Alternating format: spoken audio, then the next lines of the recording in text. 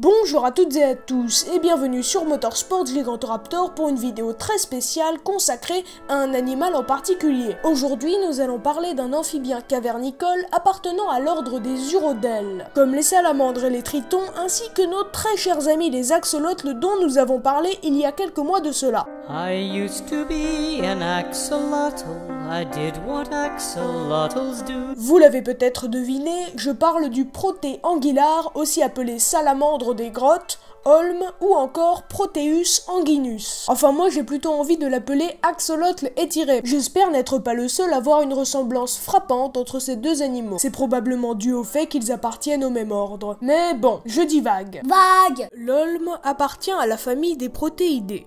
Son sens de la vue n'étant que peu développé, sans blague, ses yeux sont même recouverts d'une fine membrane de peau. Il utilise surtout son odorat et son ouïe pour se guider dans les sombres cavernes de l'Adriatique oriental qui forment son habitat.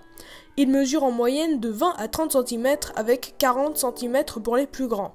Comme l'axolotl, le proté possède des branchies externes lui permettant de respirer, qu'il conserve de la naissance jusqu'à la mort. C'est ce qu'on appelle la néoténie, c'est-à-dire la conservation de caractéristiques juvéniles chez les adultes d'une espèce. D'ailleurs, nous retrouvons la néoténie chez notre ami l'axolotl. I breathed through gills, my skin was mottled, I know you won't believe it's true. Et sinon, il voit rien du tout, le proté? Alors juvénile, le proté voit mieux qu'à l'âge adulte. Vers 4 mois, les yeux cessent leur développement et commencent à s'atrophier. Bien que recouverts à l'âge adulte par de la peau, les yeux du proté ne restent pas moins sensibles à la lumière. Cet animal est aussi connu pour son odorat, largement plus efficace que celui des autres amphibiens. Son oreille interne lui permet de sentir les vibrations du sol, les ondes sonores aquatiques et leur localisation. Faut y aller quand même. Il est même capable de percevoir les molécules véhiculées par l'eau ayant été en contact avec de potentielles proies situées parfois à quelques mètres. Comment tu sais que c'est des proies? Pour la simple et bonne raison que la salamandre des grottes est l'animal le plus haut placé dans la chaîne alimentaire de son écosystème. En termes de chasse, vu toutes ses super capacités, le proté est un véritable bolide. Il se nourrit principalement de petits arthropodes cavernicoles comme les acelles ou encore de petits gastéropodes. En raison du peu de proies présentes dans son écosystème, le proté est capable de stocker sa nourriture pendant parfois plusieurs années. Là c'est balèze. Et sa découverte ne date pas d'hier. En effet, le proté fut découvert aux alentours des années 80. Bah c'est pas très vieux. 1680. En revanche, le nom scientifique de l'animal, Proteus anguinus, fut donné presque un siècle plus tard par un zoologiste autrichien. Et ce nom ne vient pas de nulle part. Il dérive de toute une mythologie. Pour cette raison, je me suis permis de faire appel à un ami qui va nous expliquer l'origine de ce nom ainsi que le mythe qui lui est associé.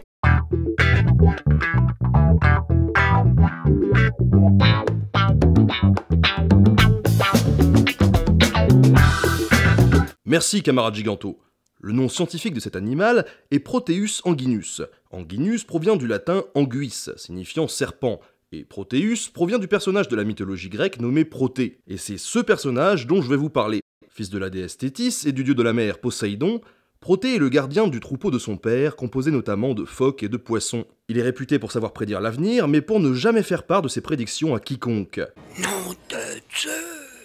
Afin de lui faire avouer ses prédictions, il fallait le surprendre durant son sommeil dans sa grotte. Dans le but d'échapper à ceux prêts à troubler sa sieste, Proté pouvait se métamorphoser en n'importe quoi, y compris de l'eau ou du feu, ainsi que des monstres marins. Mais il restait possible, en le capturant avant qu'il ne prenne une autre forme, de pouvoir le faire parler. Surprenant ce personnage, presque autant que l'animal du même nom. Mais le proté n'est pas le seul dans sa modeste famille. Il a un cousin de surface américain, j'ai nommé le Necturus. En plus de ça, il existe une autre variété dans la même espèce, le proté noir, caractérisé par des yeux plus performants et plus visibles, et par un museau plus court. Ce merveilleux animal brillant de mille feux, bon, cette fois-ci j'ai un peu exagéré, je vous l'accorde, que le proté est ovipare, c'est-à-dire qu'il pond des œufs. Pour atteindre la maturité sexuelle, les juvéniles doivent avoir environ 15 ans. 15 ans? Mais attendez une seconde s'il vous plaît. Ah oui, c'est tout de suite plus compréhensible quand on voit que les plus vieux protés